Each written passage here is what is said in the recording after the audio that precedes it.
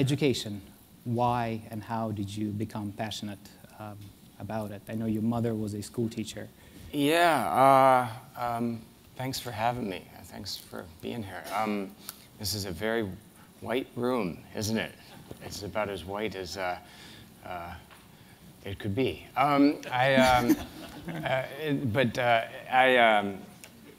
mean, the walls and everything is what I'm talking about. So I was wondering what people were.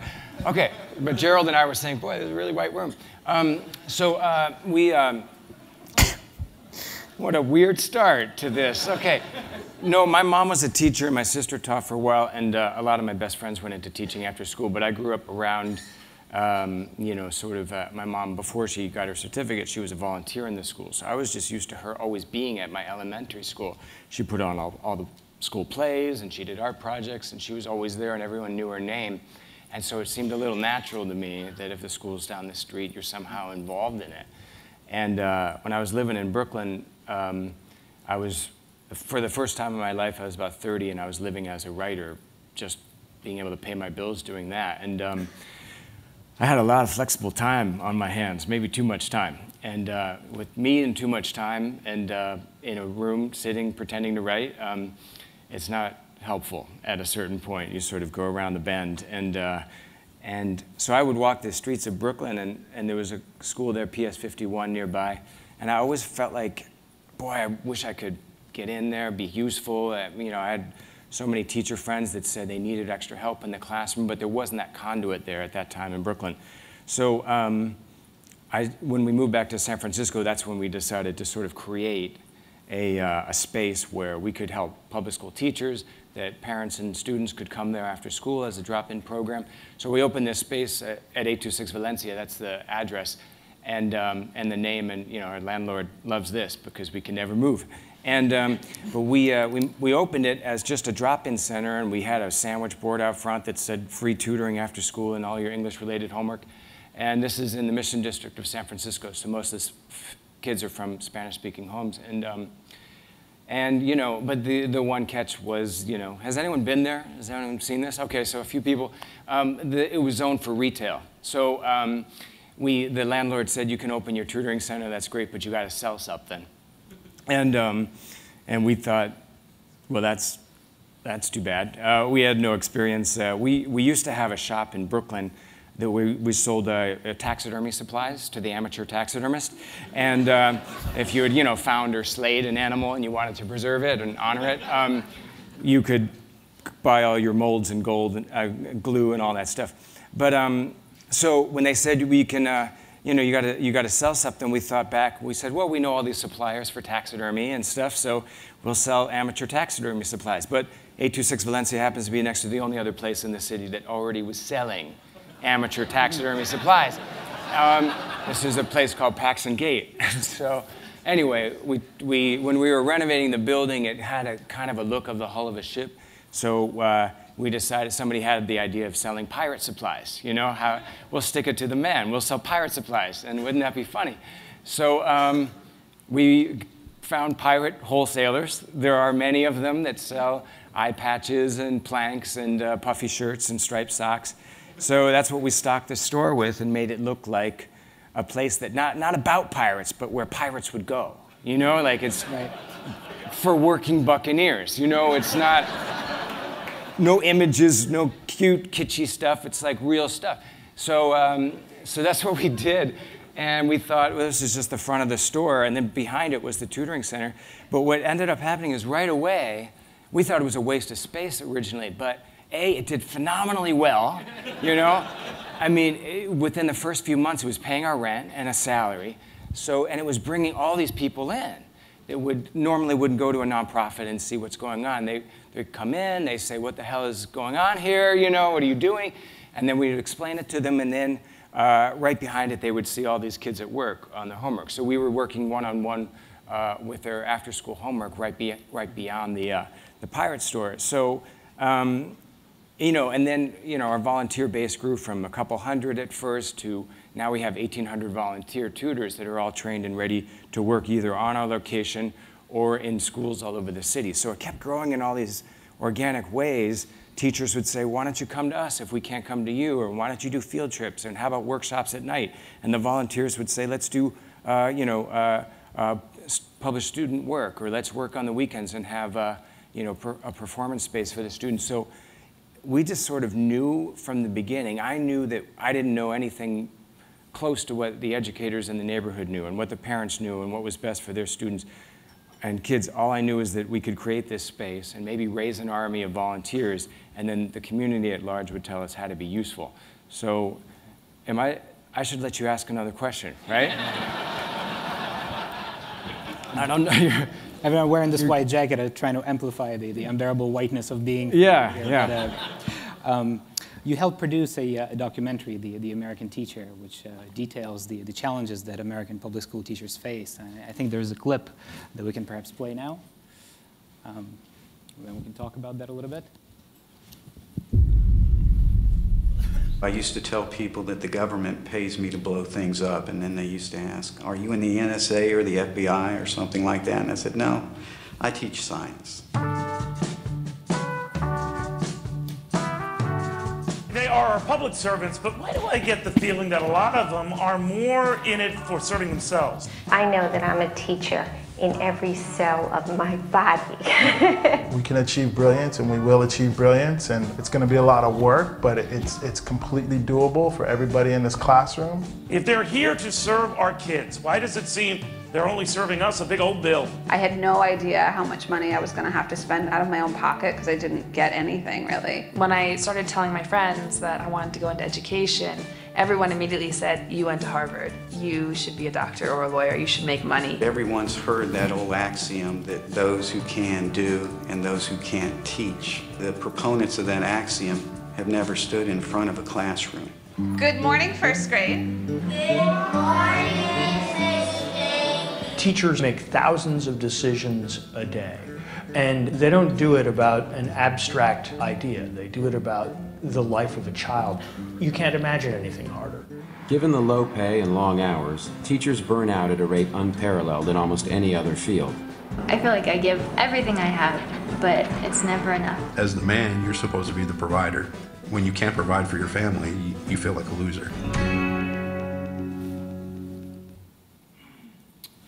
It's fascinating. There's another part of this movie that was not shown, where a character, one of the characters that's interviewed, talks about his son, who became a Verizon salesman and just out of college, and he's making more money than he would as a public school teacher. Now we have to be extremely careful about what we say about people who sell cell phones for a living, but the point that he makes is a very interesting one. I think he says something, and I'm paraphrasing, it's not verbatim. There's something wrong with our society when selling cell phones is more important than being a teacher.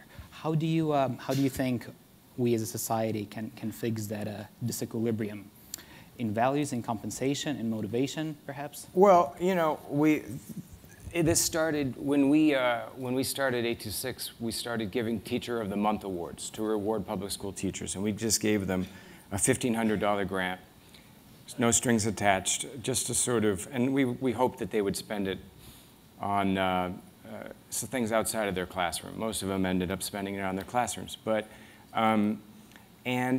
and we got to be beyond the people that I knew, my friends who had quit teaching, because all of my friends that I grew up with that ended up going into teaching had quit. Between the first 4 and 7 years, they'd all quit because they couldn't afford to live in San Francisco on their wages. They were getting close to 30, and they were tired of not having a car or not being able to afford to live alone and all of these things. So they went into other things. And I felt so frustrated because these were incredibly inspiring, gifting educators, and they were going out, they were leaving. And then we found that these Teachers of the Month, we've given about 70 awards now, about a third of them, these are the very best teachers in the San Francisco Bay Area, had quit. So it just started driving us nuts that the very best teachers that we knew kept on leaving. And usually about age 30 or so, they think, all right, now it's time to make some money where I can start a family and buy a home and all these things. It's not possible in the San Francisco Bay Area for most people on a teacher's salary. So, and then the research shows that 46% of public school teachers quit before their 5th year. So we did more and more research about it. We did a book of oral histories and information about this. And then it made sense to make it into a documentary. But it's startling. And then, you know, the economic cost of losing so many teachers and so many of the very best teachers. It's about $5 billion a year is how they estimate the cost of this incredible turnover. And if you look at comparative school systems, like the 3 school systems in the world that test the best, South Korea, Singapore, and Finland, they treat their teachers entirely differently. 1, they pay for their training. 2, they give them incredible support, lots of autonomy, and the pay is, you know, in most cases, 250% or so more than ours. And so there, for most college graduates in these countries, it's the most esteemed profession. Everyone's fighting for a chance to be a teacher because it's considered this, you know, incredibly valuable and crucial and central profession that has incredible prestige. We don't have that here. So their turnover rate is the highest among those 3 countries is 3% a year turnover rate. So if you think about all that institutional knowledge that stays in the classroom, all that stability that stays in the delicate ecology of a school, all of these things, and so we wonder why we can't gain ground in our school system and why we keep falling behind.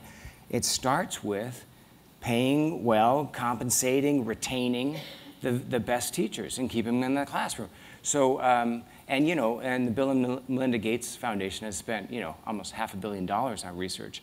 And after all these years of doing studies in all these different ways, Gates came out and said, you know, the most important thing is the teacher. It's central. Technology is important, all of these other things, infrastructure, but really we need to find, reward, and retain the best teachers. So it seems like a no-brainer, but nationwide there really aren't any overarching policies to solve this attrition rate. And so, you know, I'm in favor of a stimulus package for teaching. You know, like if we can spend billions bailing out banks and things like that, we do need, at this point, which is a really crisis, we're at a crisis right now, especially with budget cuts being what they are.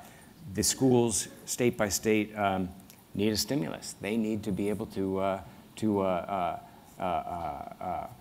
reinforce, build themselves back up. And this goes all the way to, you know, college access and which is the other thing that we're probably going to get to. Is that right? I keep on blabbing on and on. You're doing a great job, by the way, Philip. You really are. You know, you really are. The ScholarMatch. Let's talk about college access. ScholarMatch is this genius program. Very smooth. That is. That you yes. started that helps college kids put up their ambitions on, you know, what they want to do online and invites contributions from.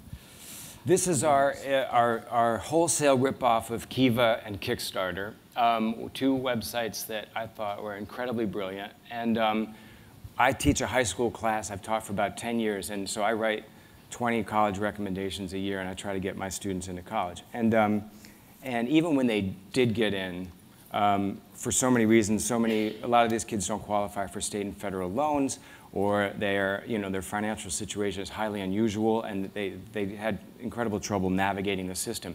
And even when they did get in and they sort of had it figured out, very often our students, these are low-income students in San Francisco that go to public schools, a few $1,000s gap. For us, for me growing up upper middle class, it's not a big deal. You find that money, you know, people have uncles, grandmothers, grandparents. For first-generation students, that $1,500 is the difference between going or not going to school. So again and again, I would have these kids do phenomenally well in high school. They would test well. They would get into UC Berkeley or whatever, and they would have this small gap, a gap that seems small to us. And they'd say, well, I'm going to work for a couple years. I'll work construction, and then I'll go later. And these kids, and then I would check in with them. They weren't going to college. 2-3 years later, they weren't going. So it became... and when I saw the success of Kiva and Kickstarter and this crowdsourcing, I thought, well, let's do that for students in the community, people who care about them could say, I'm going to give $100, I'll give $1,000, and you could crowdsource the funding and not only send kids to school, and this fall we sent 53 to school with the help of hundreds of donors in San Francisco, but the nice thing is that the students, we have a dinner where they get to meet a lot of the funders, and we create relationships with the funders, and sometimes they intern at the funders' companies, and all these mentorships and partnerships happen. But they see this crowd of people, about half as big as here, that are invested in them. And they say, wow, there's all these people that are looking out for me, that care about me. They don't know me, but they care. They feel like I'm the future, and they should have a stake in it. And they feel like they're going to let down a lot of people if they don't stay in, if they, you know. So the retention rate for our students, we've been giving college scholarships in different ways for about 10 years. The retention rate for our students in those programs is 99%. We've only lost one student among about 80. And and we ask them why. We make them write journals. Every month they've got to report how they're doing and all that stuff. We have regular get-togethers where they come back and report how they're doing. And they all talk about having seen this sea of faces that cares about them, and they feel, you know, a little bit pressure, you know, that this whole community is behind them. So that's what ScholarMatch is all about. And the kids on ScholarMatch, how many of them are able to actually secure the funding when they? Well, in the first success rate. Yeah, in the first 2 years of ScholarMatch, we've had about 45% success rate between the students that post their profiles and those that get funding, which isn't good enough at all. And so we've been trying to figure out why. I did have this thought that it was going to take off in some stratospheric way, and millions of dollars would be flowing through the site. I'm allowed to say it didn't happen, right? Does that sound like it's a failure? It didn't happen yet, and that's why I think the brains in this room would know why. I can't figure it out. I'm not a web expert. We did as well as we could. It needs to be improved and scaled up, and ideally it could go national, but we've been incubating it in San Francisco, and there's reasons why. I think there's ways that we can improve it, but I do think people want to participate, they want to care, and invest in these students, and so I think it still has, it's a germ of an idea that I think will be very, very important, but it needs to take that next step. Speaking about the brains in this room, I think we have a couple of minutes to take a few questions from the audience. Would anyone like to ask Dave anything? Are there mics on the floor? Yeah, I think there's a mic in the aisle over there.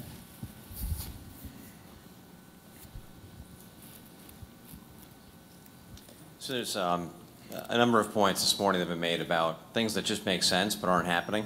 Right, and you've talked about a few of them. To double the salary of most public school teachers in America would cost about the same as the Cash for Clunkers program. Mayor Booker talked about how you have teachers in New Jersey who, just because they were last in, they're the first out when there's budget cuts, even though they may cost half as much as a teacher who's been around for 20 years and maybe doesn't have kids succeeding as well. A friend of mine wanted to go back and serve and give back and teach in the public school sector in New Jersey, but because he had not been trained through a certified teacher program, he gave up on it and is now teaching at a major university instead. So my question for you is, why, if there are so many of these things that just makes good sense from a policy standpoint, from a change perspective, how do we go about, I mean, a bunch of bright people in this room, a lot of capital represented in this room, how do we go about actually implementing some of these changes? Boy, that's a good question. I think you're right, though, about doubling teacher salaries. It's been proven. McKinsey did a phenomenal study. If you ever want to see it, it's called Closing the Gap, and it's about getting and keeping more of the best and brightest in there. And they say right now, college students that are juniors right now, they polled 1,000 or so from all over the country. How many of you would consider teaching at the current salary level? 4.7% would consider it. But if the salary, and when they ramped up the salary, how many would consider if it was this salary? There'd be a lot of people in this room that would teach if it was commensurate with law, with medicine, with a lot of these other jobs, or with technology, because it is such an incredibly enriching and rewarding and electric profession. Like the 2 hours a week that I teach a high school class, my favorite 2 hours of the day outside my family, of course. But people can't afford to do it, and Teach for America starts them in the game, and a lot of them stay, but they can't afford to do it. So I actually do think that's what I think, a stimulus where you can automatically double the salaries. I mean, it would take a generation to completely reform the system, but everyone's ready to do it. And I think Arne Duncan's ready to do it. Obama's ready to do it. They're ready. Everyone believes the same thing. Everyone knows the same statistics, but it takes the political will. And we still have a lot of resistance from certain quarters that think that teachers should be paid on a level of, more like a maintenance worker kind of level. And it's a very strange thing, but it started because in this country years ago, teachers weren't paid at all in most rural communities. They were given room and board, and that was it. And so we're not used to it. Our unbearable whiteness being pierced by a red light. Yes. Unfortunately, tells us that we have to wrap up this discussion, but hopefully we can continue, perhaps on the margins. You really did a good job, Philip. You did a great job. I'm so did you. really proud of you. Thanks a lot. Proud of you. Thanks Thank a you. lot. Thank you.